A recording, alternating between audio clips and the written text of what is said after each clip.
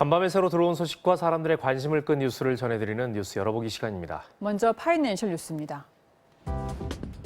경찰이 국내 최대 규모의 대학생 온라인 커뮤니티 에브리타임을 압수수색했습니다.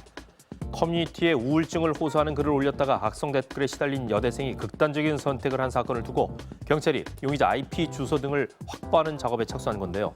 숨진 여대생의 유족은 지난달 23일 악성 댓글을 단 에브리타임 이용자들을 모욕 혐의로 고소한 바 있습니다. 경찰은 압수수색을 통해 확보한 자료와 유족이 제출한 자료를 참고해 수사를 이어갈 예정이라고 밝혔습니다. 다음은 동아일보입니다. 중국 상하이와 안후이성에서 코로나19 확진자가 1명씩 발생했습니다. 이런 와중에 중국 정부가 공을 들이고 있는 백신 개발도 차질이 빚어지고 있는데요. 중국 국영제약사 시노백이 브라질에서 진행하던 코로나19 백신 3상 임상 실험은 백신 후보 물질에서 심각한 부작용이 발견됐다는 이유로 전격 중단됐습니다. 현지 언론은 임상 시험 참가자 중 1명이 사망한 것을 두고 백신 부작용에 의한 의혹을 제기했지만 브라질 당국은 사망자와 백신은 직접적인 관련이 없다고 밝혔는데요. 이미 수십만 명의 중국인은 최종 임상 시험을 마무리하지 않은 상황에서 중국 당국의 긴급 사용 승인을 받은 중국 제약회사들의 백신을 접종한 상태입니다. 다음은 서울신문입니다. 다음 달 30일부터 일본 전범기업 미쓰비시 중공업의 한국 자산을 압류할 수 있게 됩니다. 대전지법은 미쓰비시 측의 강제 노역 피해자와 유족이 미쓰비시 중공업을 상대로 신청한 압류자산 매각 명령 신청 사건 신문이 어제 0시부로 종료됐다고 공시 송달했는데요. 법원은 압류 명령문 공시 송달 효력이 발생하는 다음 달 30일 0시 이후에 자산 현금화 명령을 내릴지 결정할 전망입니다.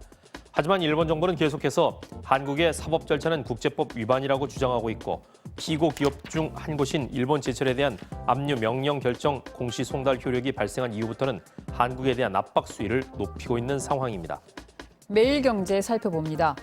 목돈을 한꺼번에 맡기면 시중금리와 연동하는 이율로 적립해 그 다음 달부터 연금을 지급하는 직시연금 가입자들이 보험금을 덜 받았다며 미래에셋 생명을 상대로 낸 소송에서 처음으로 이겼습니다. 보험사는 가입자들에게 매달 지급해야 할 연금 중에서 사업비 등을 이유로 일정 금액을 뗀 나머지 금액만 지급했는데요. 법원은 상품 약관에 연금 금액 중 만기 보험금에서 재원을 공제한다는 내용을 명시하거나 설명하지 않았으니 연금 전액을 지급해야 한다고 판단했습니다. 이번 판결은 같은 내용의 소송을 진행 중인 다른 생명보험사의 소송 결과에도 적지 않은 영향을 미칠 것으로 보입니다. 다음은 중앙일보입니다.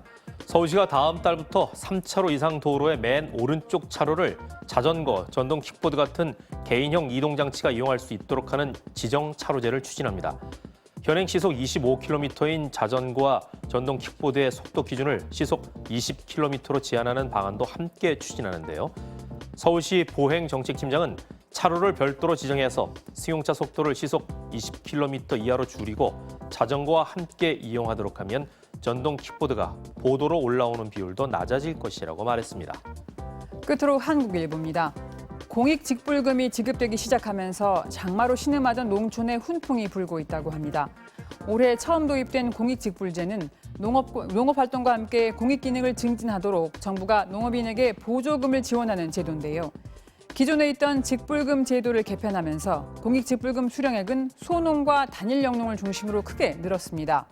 밭 0.2헥타르 규모를 경작하는 농민의 경우 지난해엔 10만 6천 원을 수령했지만 올해는 10배 이상 늘어난 120만 원을 받을 수 있습니다. 혜택이 커진 만큼 지켜야 할 준수사항도 강화됐는데 직불금을 받기 위해선 화학비료 사용 기준을 준수하고 영농 폐기물을 수거하는 등 17개 사항을 준수해야 합니다. 지금까지 뉴스 열어보겠습니다.